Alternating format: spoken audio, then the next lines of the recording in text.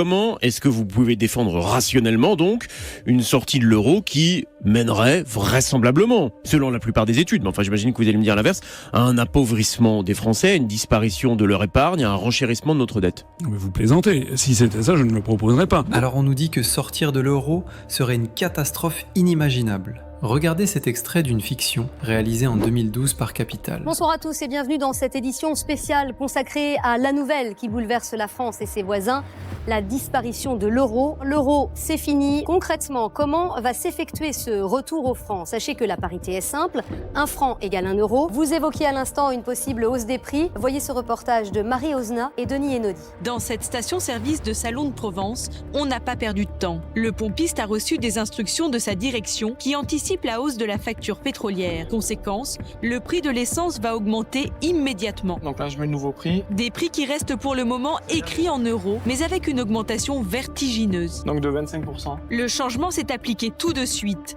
Et les chiffres sont impressionnants. Le samplon 98 à quasiment 2 euros. 2012 les amis, il me semble qu'on est toujours dans l'euro. Il n'y a pas eu de passage au franc. Rappelez-moi combien nous payons le carburant?